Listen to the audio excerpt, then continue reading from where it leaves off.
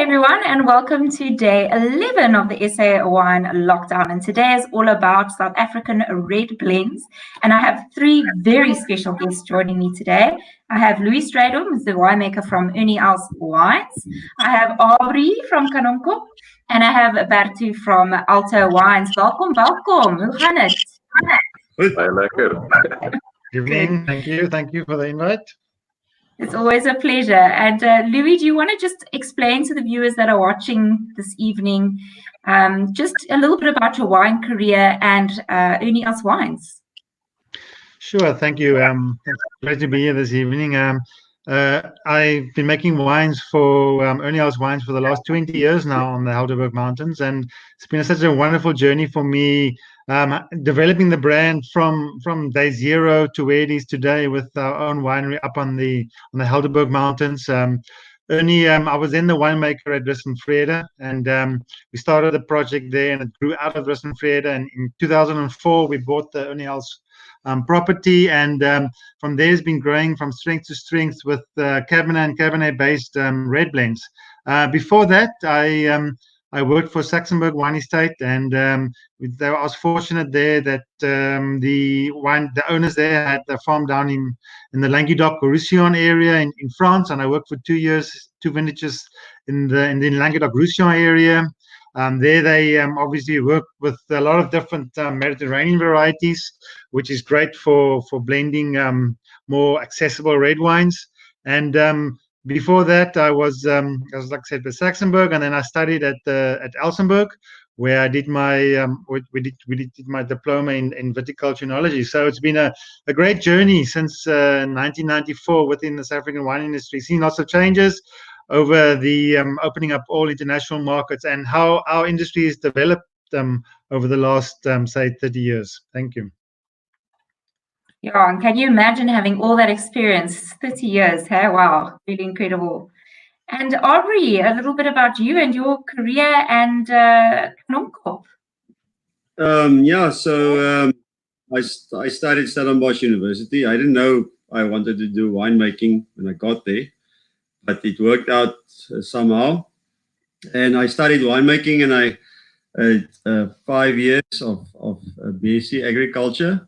And then I did I went to Swartland Winery. I almost went to Stellenzicht. That's my first job, but that didn't work out. But then I went to Swartland Winery for about 5 years, and where I ended up as red winemaker. And then I came to Kanonkop in 2002. So this has also been, I think, the 19th vintage at Kanonkop. At my time at Swartland, I also did 3 vintages in Germany, working for a big company in different parts of Germany, nothing to do with red wine at all.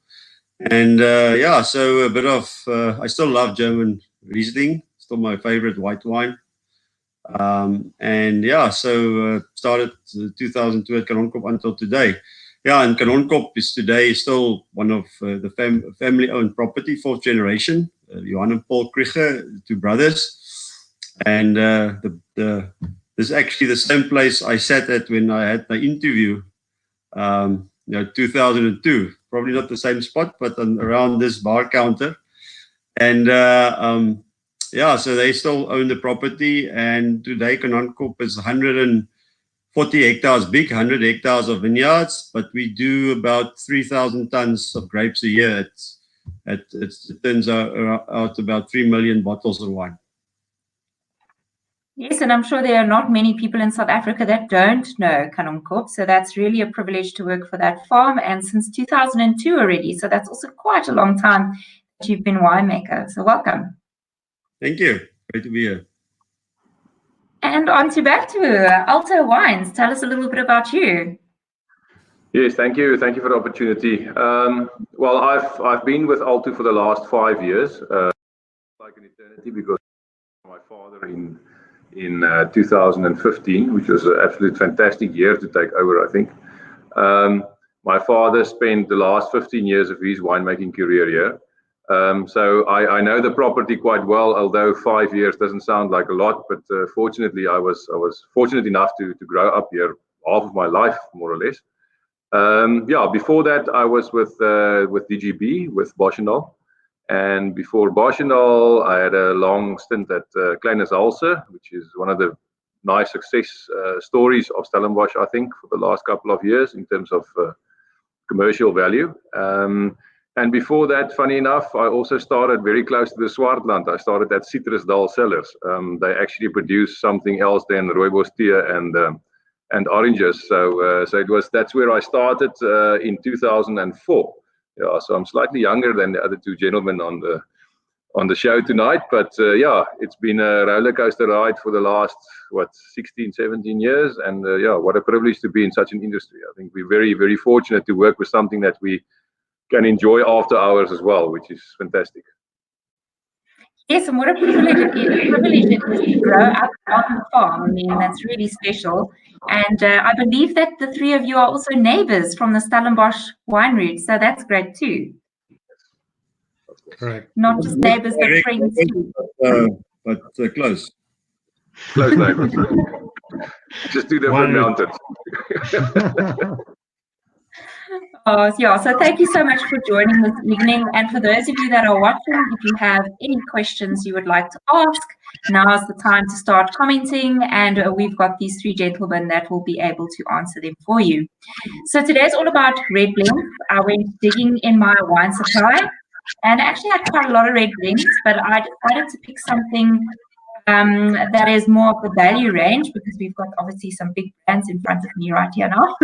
So I thought I'd balance it out a little bit. So what I have selected is the Journey's End Pastors Blend, and it is a blend of Cab Merlot and Cab Franc. And it's quite an easy going wine, very smooth tannin, black currant on the palate, and absolutely such a great wine to enjoy during the week. It is a screw cap. So I'm really enjoying this wine.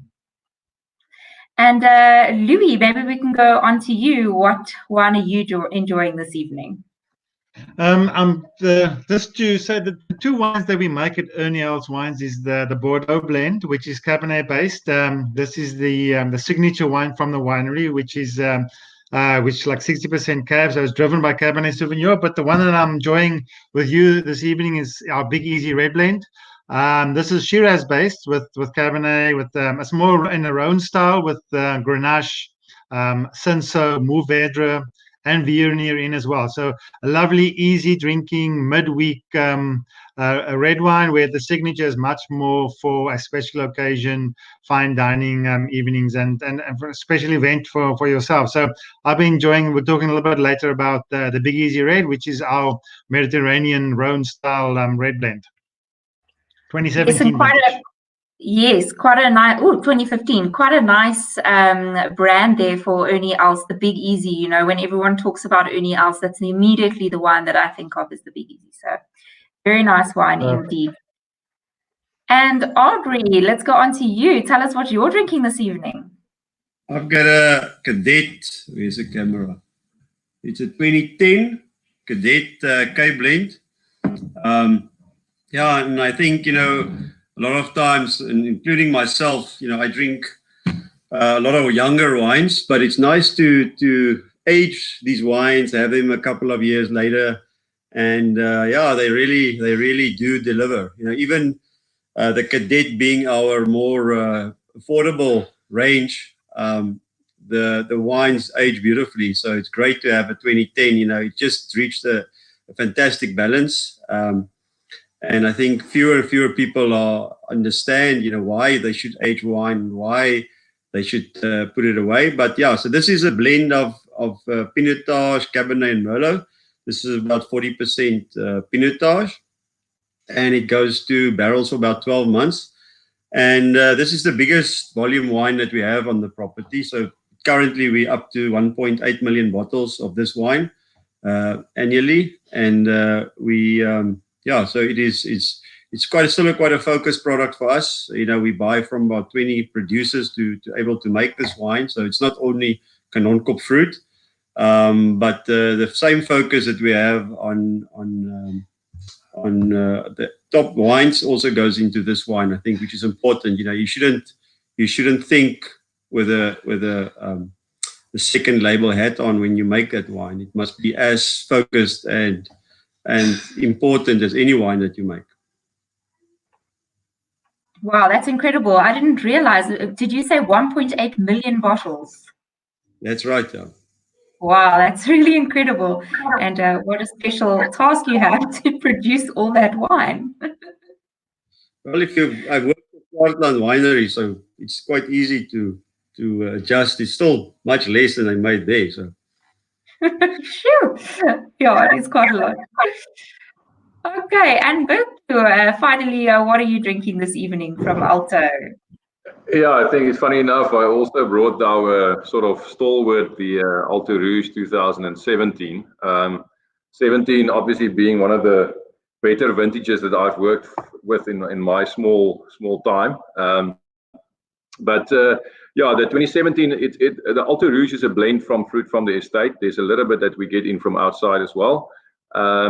This vintage, obviously, the percentages will differ every year. Not to a great extent, but to a small extent in terms of you only get to work with what you get from the plant. So this is Cabernet Franc based, 31% Cab Franc, then about 28% Shiraz, 22 Cab Sauv, 10 Merlot, and then about 9% Petit Verdot. So there's quite a big chunk of Petit Verdot, but Petit Verdot is a nice bearer, so we don't mind bearing a lot of fruit. Yeah, as I said, 2017 is a fantastic vintage. I think in the long run, if you look at what the great vintages was like, I think this is one of the more balanced vintages that I've worked with. I know everyone raves about 2015, but 2017 for me is something that's very close to the heart, because I think you've got that balance in the wine where some of the other vintages didn't have it. But yeah, Alto Rouge is a wine first produced in the 1920s in South Africa. I think if you look at the value of the brand Alto Rouge, I do various tastings, and many times people ask me, yes, they don't know Alto, but they know Alto Rouge. So the brand is really, really, very, very strong. And as Aubrey mentioned, this is also an A+ wine. So every single drop of sweat that goes into your top end wines also goes into this wine. And Cabernet Franc plays in such an important role in this wine, and it's been the leading variety in the last couple of years. So yeah, it's just going from strength to strength. So we're very fortunate for that. Yeah, and I must say, I'm also a big fan of Alto Rouge, and it's so easily accessible, and how lucky you are to be drinking a 2017 as well. I agree, the 2017 vintages are starting to look really nice, especially now, and thank you very much for explaining. Okay, we're going to dive into some of the questions now. So if you are watching and you have some questions, now's the time to start typing away to ask these wonderful gentlemen any questions you have about red blends. But I'll kick off the session, and I'm going to ask Louis from Ernie Els, what are some of the typical blends we can find in South Africa, particularly when it comes to red wine? Yeah, so it's very clear classification for us as winemakers. The two basic styles of red blends is a Bordeaux blend, which is the traditional Bordeaux varieties such as Cabernet, Merlot, Cabernet Franc, Petit Verdot, Malbec, and a little bit of Carmenere, but which we don't actually have in South Africa. And that is, and it can only have those. In essence, 5 varieties in the blend. Then you get non-Bordeaux blends, which is all the rest. But we have over the last decade or so, we've classified the non-Bordeaux, because it can be so generic, non-Bordeaux, into much more Cape blend, which Aubrey spoke about, which is then would have Pinotage in. I don't know if they've changed. Aubrey can come in here maybe a little bit later and say something about that. But another thing that changed the legislation, I think from 2019, I saw at the Veritas, you need to be 51% of the wine needs to be Pinotage to call it a Cape blend. But obviously, if you made wine previously and it's below 50%, then you can still call it a Cape blend. But normally it's between 30 and 70% Pinotage to be able to call it a Cape blend. And then you have the red blend, which is then in essence mostly you would say Cabernet Shiraz or Shiraz Cabernet based blends. So those are the 3 big blends that you more or less get. I'm going to recap again. It's Bordeaux blend, which is then Cabernet, Merlot, Cabernet Franc, Petit Verdot, Malbec. Then you get the Cape blends, which has Pinotage in, normally about say between 30 and 70% Pinotage in. And then you have the red blends, which we like to call mostly non-Bordeaux blends, which is then with mostly those wines you will see Shiraz is in them. So if any wine has got Shiraz in with Cabernet, it can't be a Bordeaux blend, must be a non-Bordeaux blend. So that's in essence the big three categories that we operate in. And if you enter the Veritas wine competition into red blend class, you would classify it between those three red blends, like I say, Bordeaux, non-Bordeaux, and Cape blend. So in essence, that's what the red blends are all about. Yes, and a very good explanation there, Louis. And in a nutshell, it's quite interesting to hear that, you know, when you enter into an award, you have to select those type of categories. Berto and Aubrey, do you have anything to add to that? I think from the Cape blend side, you know, it is very difficult to get legislation through on what exactly it should consist out of. But from a competition side, you know, and from the APSA top 10 Pinotage competition side, we consider 30 to 80% of Pinotage to be necessary to call it a Cape blend and to enter it into that competition. But, you know, it's like, you know, buyers have told the story many times. The last time South Africans agreed on something was on what's a krijgsgevangenis? What's that? What's you call a krijgsgevangene? The Krijgsgevangene. Yeah, the prisoners of war that were sent to Prisoner of war. When the prisoners of war was sent to St. Helena, and the boat was too small, so they had to stand. And that was the last time South Africans stood together. So I think now with the COVID-19, we're seeing a bit of the standing together. But so when it comes to legislation and putting it through on wine, how much percentages must be in a wine, you know, it will take forever and a day. So from a competition side, we see 30% to 80% of Pinotage, but it's unwritten rule, really. Thank you very much for that explanation. Yeah, absolutely. And Berto, would you like to add anything about that? You know, the only thing I would like to add is to say that if you have a blend, when you have a blend, you actually have the best opportunity to make the perfect wine, because I think every element, every ingredient that you add to the wine builds this final figure that you're actually looking for. And it's such a privilege working with a blend. I mean, the art of winemaking probably is in the art of blending. So, yeah. But you must start with the right terroir. That's very important. Very important. And that actually brings me to my next question. And Aubrey, this is for you. And making a red blend is quite an art.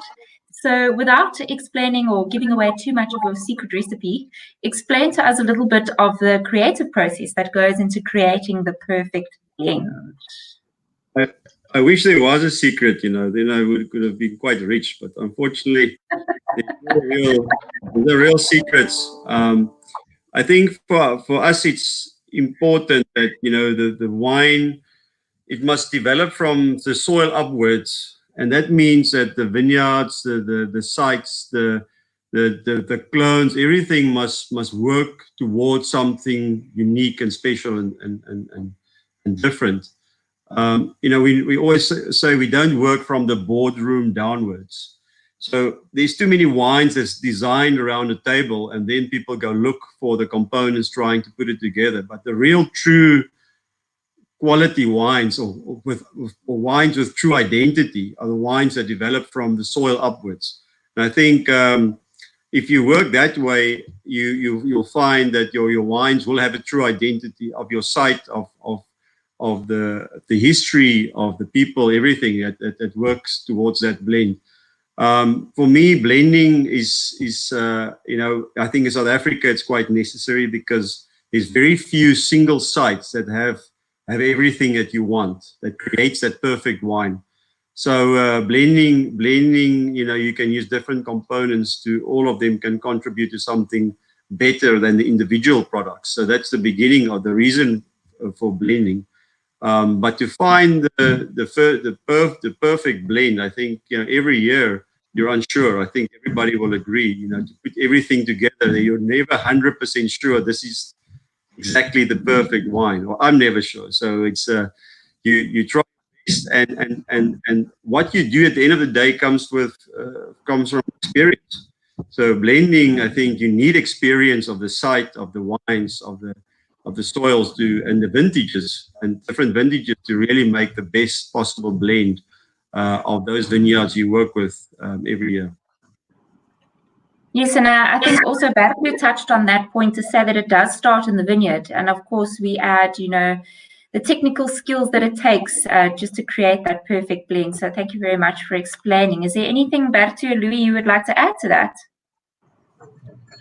Perfect. From my side, from the art of blending, I think it's creating enough opportunities within your winery to so that you can make good choices when you start putting the blend together. And I think that is, you as a winemaker needs to understand your terroir that you're given, and give yourself opportunities within the winery and use different yeast, different fermentation techniques, maceration methods, so that you can start building different layers of, even if it's Cabernet, you're building different layers of different styles of Cabernet within your portfolio, so that when you get to the art of blending, exactly like Bartu said, that is when the true obviously your worth, or what you get paid for to do at the end of the day.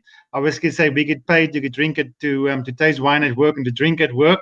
So and now we must show our true strength is putting that final blend together. And you must be well experienced, good enough experience to make good choices, but be visionary and see where this wine is going to develop towards. And I think that's the great thing about the art of blending.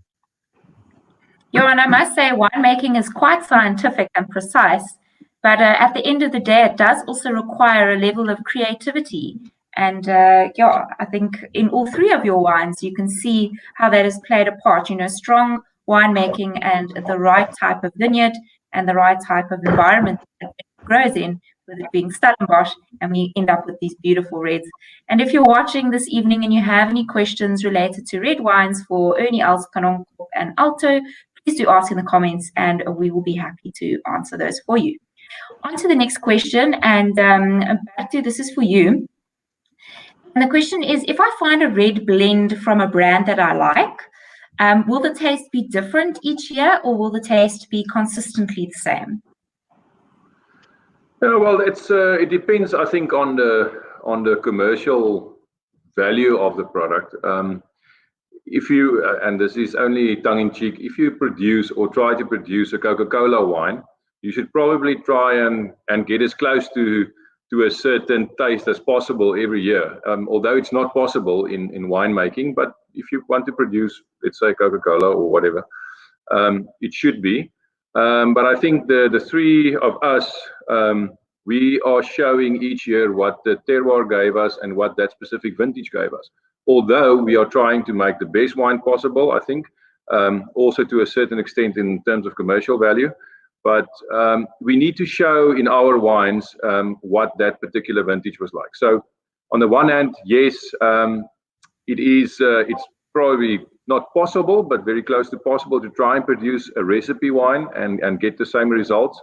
But I think Louis and Aubrey will agree that we try to do everything precise every vintage, and that's how we try to get the wine as good as possible for that particular vintage. But yes, I really like to see all the different elements in the wine, how they develop. I mean, 2019 started off with this great white wines coming through, and everyone was just talking about white wines, and we were sitting there waiting for the reds to come. Initially, it was good. Then, there are mixed emotions about 2019. But at the end of the day, if you go back and in 4 or 5 years' time, you buy the 2019 wines from us, I think you'll see that it's a footprint of basically what we had in that particular vintage. So, yes, we try to make everything as consistent as possible, but it will never, ever taste the same. Oh, there you have it. So if you are a big fan of these wines, then you can expect something similar, but like Bartu says, it does change a little bit. So is there anything that you guys would like to add, Louis and Aubrey? I just want to add. Sorry, I just want to add to what Bartu said. Is I think we all of us try to showcase the vintage of the best of that vintage. And style is consistent, but the wines will differ according to the different vintages. So stylistically, I think you'll find the same wine, more or less the same wine, but the vintage must show in these wines. I think another thing that's quite important, if you work with the right vineyards that grown on the right sites, the right terroir, they are consistently also better than ones that's not planted on exactly the right spots. That they will vary more from one year to the next. I find consistency through older plants and also vineyards that's best suited for a specific site to give us more consistent quality than that isn't planted on perfect sites. Yes, I can only agree with that. I don't want my wines tasting all the same each year. It's just it must represent the vintage and the ability of us to make it only else make the best of that specific vintage and be different. Because if everything was the same, then everything would be too boring. So, but then that's the great thing about South Africa, that because we've got such a relative moderate climate, that we don't have these extremes from frost to lots of summer rains where we get rot, and we can have a really poor vintage, and then the next vintage can be a great amount of sunshine, and we can make this amazing vintage. So our vintages are very, very much less than what you would say European vintage in diversity, in difference in quality. So we've got a much more consistent quality, and we got to just enhance the sunshine that we get year on year, and put that in the bottle as best we can to make the best quality wine for that specific vintage. I think that is for essence. I would love to probably see more difference from vintage to vintage in our wines, but because of our great climate, it brings the vintages much closer together than what you would say in a European vintage can be. So it just goes to show what a big role the vintage year plays in these types of wines. It'll be quite interesting to see, if you're a big supporter of these brands, you should buy cases every vintage, and then you can have a vertical tasting throughout the years to see how it differs. And that would be quite interesting to do. I'm sure you guys do that all the time. We're quite jealous of that. Okay, so we've got some a nice comments here. So I've got one from Gerard, and he is just saying, thanks, that's a great explanation. Thank you, Bertu. And we've got a question from Werner, and he's saying, Aubrey, in making blends, do you buy grapes in from other regions outside of Stellenbosch? We started 2 years ago because of the need of Pinotage. There's not probably a single Pinotage vineyard in Stellenbosch that I don't know of or try to buy over the years. But so about 2 years ago, we started to look at areas outside Stellenbosch, and we started to buy for our rosé. We started to buy from Bushwine vineyards from in area in Agter Paardeberg. Area from a big producer. He has the biggest Pinotage vineyard, single vineyard in the world. It's 50 hectares, the one block. So it's Bushwine Pinotage that I couldn't, the quality of fruit that I couldn't find in Stellenbosch. And yeah, so we looked a little bit further, and yeah, so we got the right quality. So we use that on the rosé. For the reds, we still on Stellenbosch. Oh, thank you very much for answering that question. And Louis and Bertu, do you guys use grapes other than Stellenbosch grapes? Louis, maybe you can start, and then we'll move on over to Bertu. We used to use a lot of say Paardeberg Chenin Blanc in the Chenin Blanc that we make at Big Easy, for the Big Easy White. But since our acquisition, we bought another property in Stellenbosch. And we have enough fruit now coming from that other property as well to have all the red wine in our portfolio now. Wine of origin Stellenbosch, but as you know, that takes a bit of while to filter into the system. So most of our wines are still Western Cape. So I used to buy in from the Paarl area as well, and I used to buy in also from the Pekingese Kloof, where I used to get some Grenache. as well from that area, and I get some Cinsault. And I still do get great bush wine Cinsault from the Paardeberg, an old block of Cinsault there, which I use in the Big Easy red blend. So, but we planted now more Cinsault on the Helderberg. We planted more Cabernet and more Shiraz to make sure that we can have enough fruit for our brands and the quality that we're looking for. So yes, we do, but that we're phasing that out over the next probably 3 to 4 years. Bartu? We don't. At the moment, we only use Stellenbosch fruit, so which is obviously, I think for us all, if you can't find it in Stellenbosch, you have to look further. But I think most of our first prize will be to get fruit from Stellenbosch. Unfortunately, it's quite expensive in Stellenbosch, so we have to look elsewhere sometimes. But no, but we're very fortunate to be able to use everything on the estate, and then just a little bit from outside, but still Stellenbosch. Mostly Stellenbosch. Okay, interesting. And now we're going to go into tasting our wine, and this will be your opportunity to explain a little bit about the aromas and taste profile of your wine. Should we start with Louis? Yeah, so like I said, we got doing the Big Easy blend. Let's find the camera. The Big Easy, so it's the 2017 vintage. It wasn't the 2017.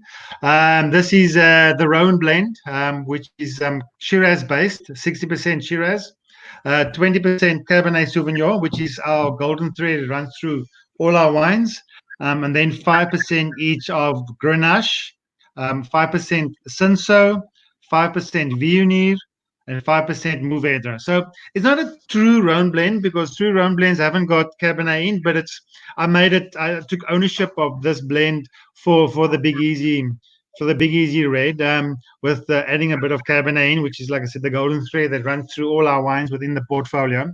But it is really important to bring in Grenache, Cinsault, and Mourvèdre. Especially those two varieties, Cinsault and Grenache, gives a lovely red cherry fruit, not a lot of tannins. This lifts the aromatics of the wine. The Viognier component is, as we all know, it's a white wine, but it's got lovely violets, and it actually quite dominates the wine. You must be careful of not too much percentage in the wine, but it can just lift that fruit of the wine and just soften those tannins of the blend. The Shiraz based, the last 2 or 3 years, we've been using a lot of carbonic maceration, meaning whole bunch ferments on the Shiraz, and that's given a whole new spicy element to the Big Easy red.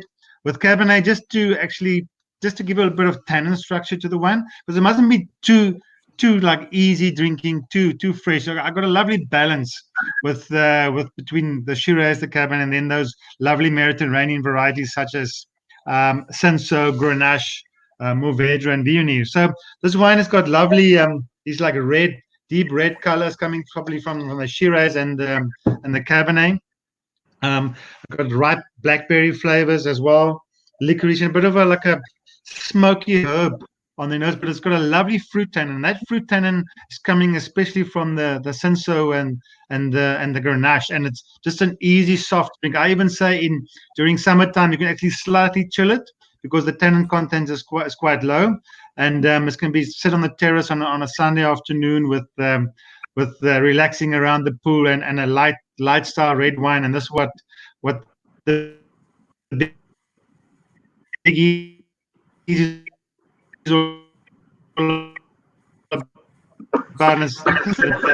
of easy component of those of the Cinsault and the Grenache.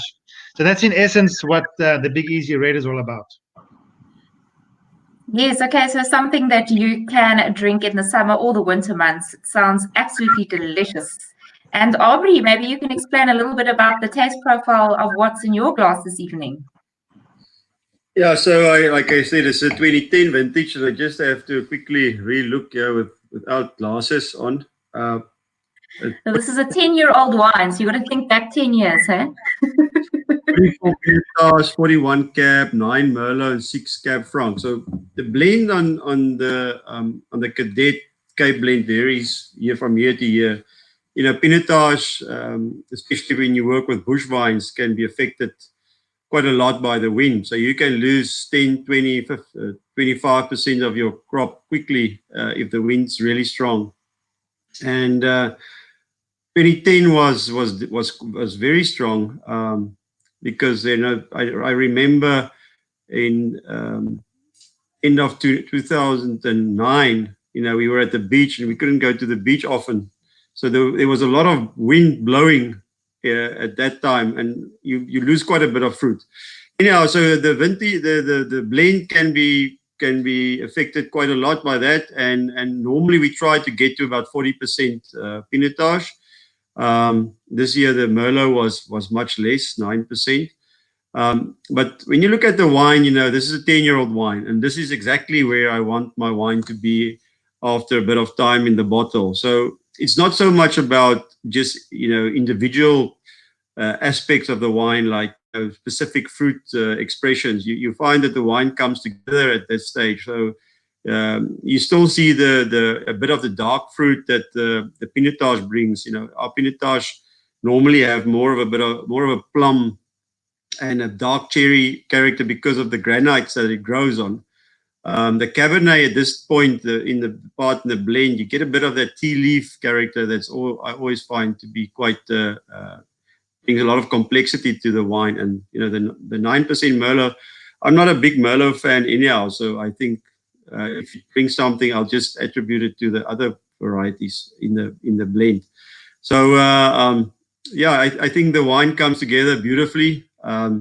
It's a single product at this point. You can't dissect it anymore, and that's what you want with a bit of age on the wine. But beautiful elegance. I think it has a trademark structure of all the Kanonkop wines, which is a good fresh acidity, and then a dry finish. We try to make wine that has a balance, and wines that goes well with food. And you need that dry finish at the end. If it's too sweet on the palate, it actually spoils a bit of that experience that you will have with food. So I always say wine must have that salivating effect. Once you've tried a bit, you must have that effect in your mouth. And if you don't understand wine well, wine must do two things. It must make you hungry and thirsty, and this is what this wine does to me. And that's why I like it. I love that explanation, how wine must make you hungry and thirsty, and what a pleasure it must be to drink a 10-year-old Kanonkop Cadet. I'm actually quite jealous of all three of you right now, but thank you for that explanation. And Bartu, explain to us what's in your glass this evening. Yeah, well, we've got the that was same mistake. 2017 Alto Rouge. For me, this is I think. From personal experience, if you can have a business and you can produce one wine and you can make it as perfect as you want and have a decent price tag for everyone to enjoy, I think it's probably a dream that will not come true, but it should be. It's a fairy tale, I think. So the Rouge is really close to heart. I think it shows in essence what we got from that particular vintage. So it's a blend of all the 5 varieties that we have on the property. As mentioned, the 3 main varieties will always be Cabernet Franc, Cabernet Sauvignon, and Shiraz. Those will be the main varieties. And then we have a little bit of Merlot and a little bit of Petit Verdot. This year was a record harvest for Petit Verdot. The wind didn't influence any Petit Verdot this year. So we'll see how the wine turns out. But we've got a lot of Petit this year. But I think what I like about the wine, and the thing about Alto Rouge is I think very similar to probably the problem that both of the other 2 guys also have, is that the wine that we're tasting tonight is always sold out before the wine reaches its optimum, because it is seen as maybe the 3 of ours commercial side of the wines that we produce, which I don't like the word second tier, or let's call it commercially for now, or commercial wine. And I think most of the time it's sold out before it reaches optimum peak, and very few people actually get the chance of tasting or retasting the wine after taking it from the supermarket shelf to the house and probably consuming within 48 hours. So it's actually quite nice to taste it tonight. We would have been bottling the 2018 Rouge this week, but it's not going to happen, obviously. So it will happen hopefully within 2 or 3 weeks' time. So 2017 is on its way out. But what I taste tonight, it's got a beautiful bright red fruit, which we obviously like in a wine. I also like this wine chilled. I think South Africans drink far too little red wine in summertime. Especially Aubrey, your wine, the little bit of pinotage element, I think also adds to that complexity when it's chilled. We don't have pinotage in the wine, but I think it goes really, really well in summertime. It's a wine that we do produce that you can take from the shelf to your glass, basically, but also a wine that, like Aubrey is showcasing the 2010, we also want the wine to be able to mature very well. And if you can get that balance in the wine right, then I think we're going to get really, really far. But nice red fruit, a little bit of graphite, that minerality that I really like from Cabernet Sauvignon coming through on the palate, and soft tannins, easiness, and something that I really learned from Aubrey in the last couple of years is that dry finish. I think we have been to the sweeter finish side, and I think everyone moved back to more balance, more let the fruit shine and let the core of the wine be as straight and narrow as possible. But the gaps filled in with fruit and richness in between. Yeah, so that's what I can add.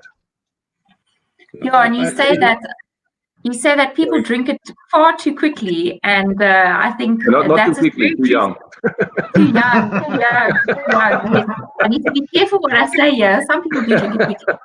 But I think it would be quite a good tip for you to buy a case or two, but then keep a case aside, and don't be afraid to keep it for 10 years, and although these are, as you put it, commercial wines, they are still extremely great wines for you to keep and enjoy later too.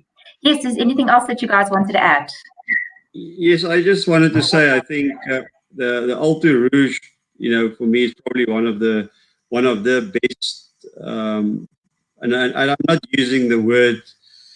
I'm not using the word value for money anymore, because it's shrunk the Stellenbosch vineyards by 17% in the last 10 years because people are looking for value for money. So, but it is one of the best value wines on the market. And every time I drink it, you think you're having a 200 Rand bottle of wine. So it is it's unbelievable quality at the volumes that they produce. So I just want to say I think that is an unbelievable bottle of wine for the price. It's far too cheap, actually. And then if you buy wine like the Alto Rouge or the Big Easy and you put it away at Wine Cellar, for instance, it costs you 10 Rands a bottle a year. So over 5 years, you're going to add 50 Rand to the price of the bottle, but you're going to have so much better experience. And just to get into that cycle of saying buying a case or two or three every year, putting it away, sending it to Wine Cellar, it's not close by that you're gonna, you can touch it. That's the other problem. If the wine is too close, you're gonna drink it, and so you have to send it away somewhere where you can't get to it, where it's locked away for a couple of years, and then after 5 years you get into a cycle of drinking well-aged wines, and it's not that expensive to be able to do that. So,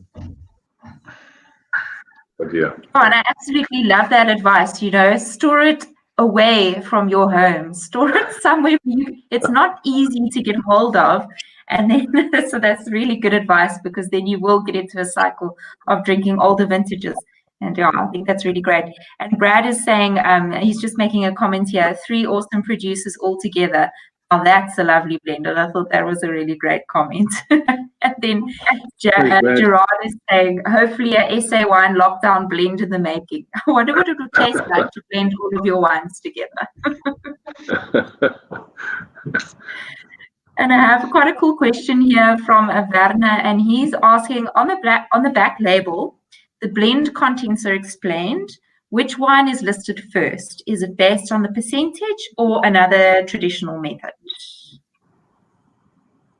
It's usually it should be, well, on the front label it should be, if I'm not mistaken, in order of the biggest one first and the least one second, last.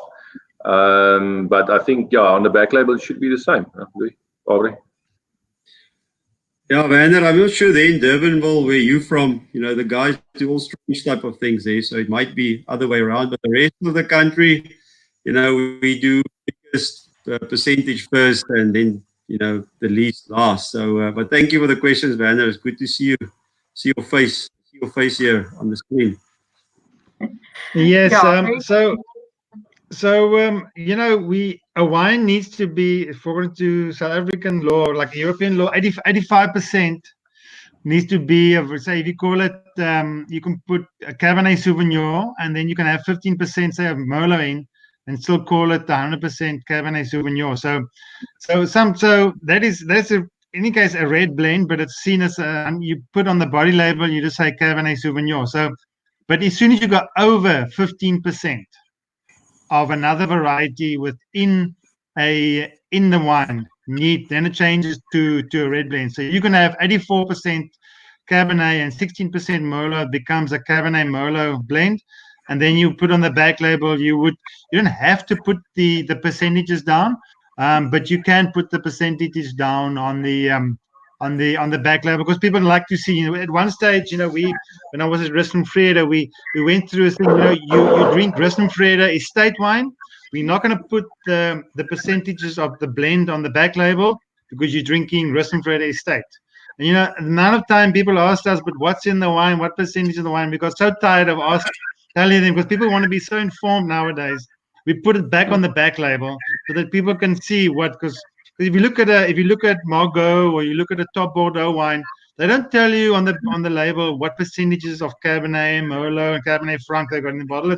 You're drinking Margaux, you're drinking the quality, the wine. You're not drinking percentages. And I think we're so imprinted in our mind about percentages and what's in the blends, and that's really not what it's all about. Is what's in the bottle, and it's not about what percentages is on the back. So but we've got a bit of a while to go. We tried it and didn't work. We go back to percentages. So get the people informed and tell them what's in the bottle. But yes, interesting question about percentages and what you put on the back label.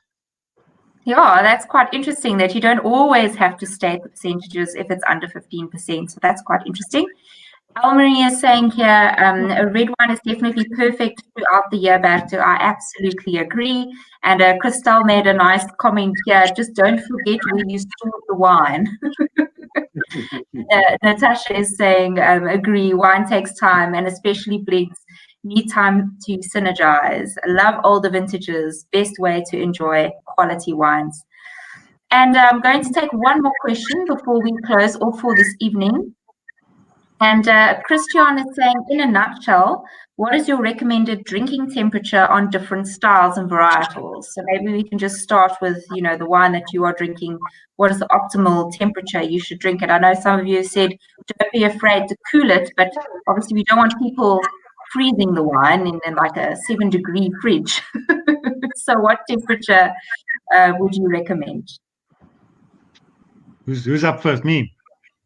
I think you must understand the wine. And I think that's really important. What the tannin, especially the tannin structure of the wine, because as soon as the wine gets cooler and cooler, the tannins start standing apart from the wine. So I always say, wines are with less tannins, such as Cinsault or Grenaches, and made in a lighter style, can be drunk at a much lower temperature, say 14, 15 degrees Celsius. And as soon as the wine becomes much more structured, the temperatures need to lift a little bit. Otherwise, the wine becomes very angular.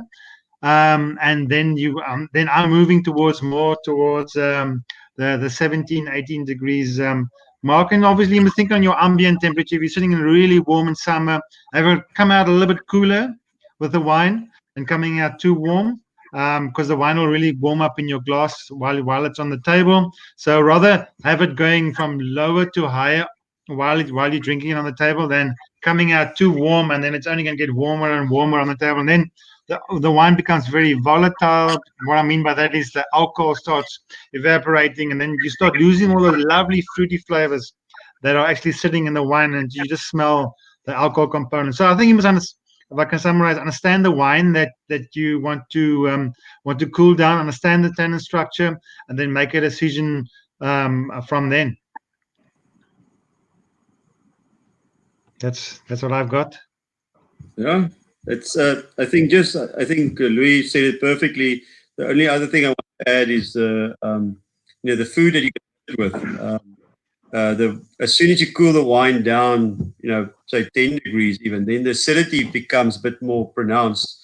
So if you have it with a lighter meal or with more, salads, then you might consider cooling red wine down a little bit lower. I know a restaurant in Cape Town, Pinotage chilled with oysters, but Pinotage have a very specific structure.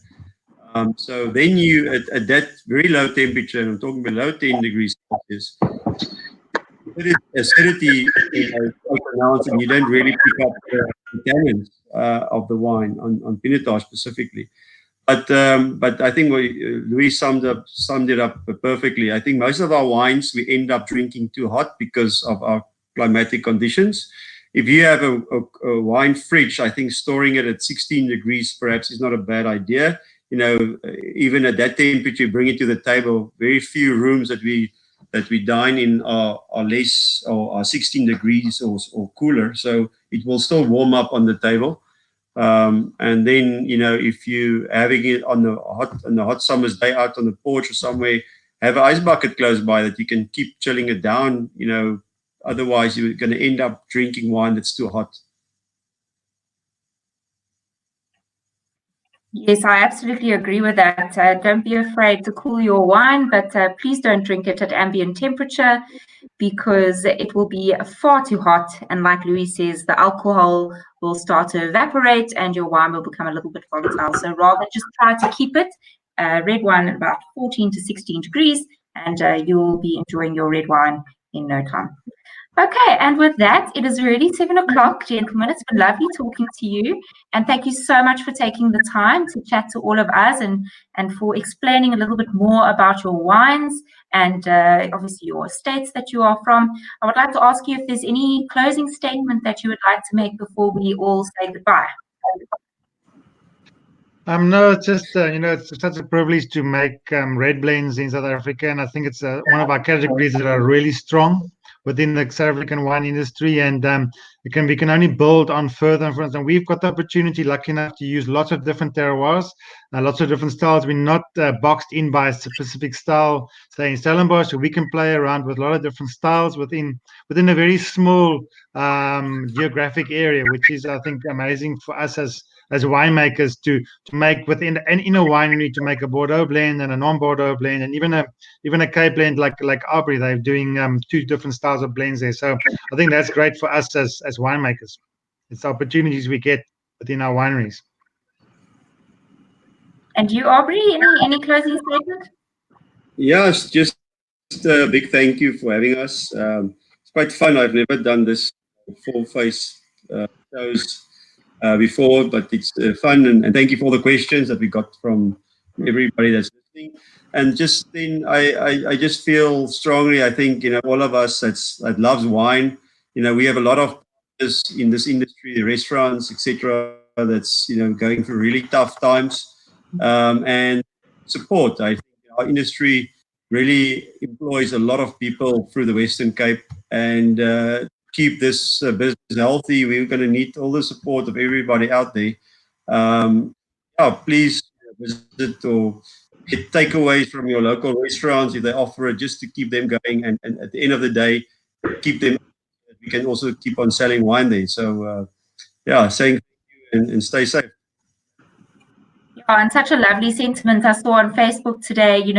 Don't travel overseas, don't support international brands, rather support local. And everyone does need it this time during lockdown. So guys, don't travel overseas, don't buy overseas wine, rather travel locally after the lockdown has been complete, and stock up on your favorite red wines like Ernie Els Kanonkop and Alto. Bartu, it's dark there by you. You can see it's dark outside now. When we started, it was light. Sunny setting. No, thanks for having Alto on the show.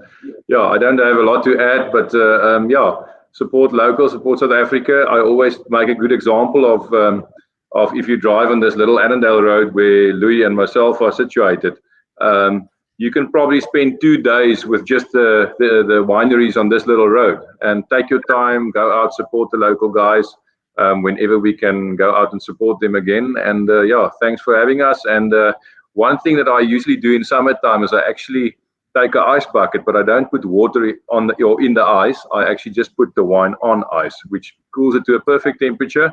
And like Aubrey also said, when the temperature is like 30 degrees Celsius outside, put it in your glass. As soon as you have your last sip, it will be at about 16, 17 degrees Celsius. So it's perfect. And one thing that I want to ask Aubrey is that little bottle of Olaf Berg there in the background. Are you going to have one tonight?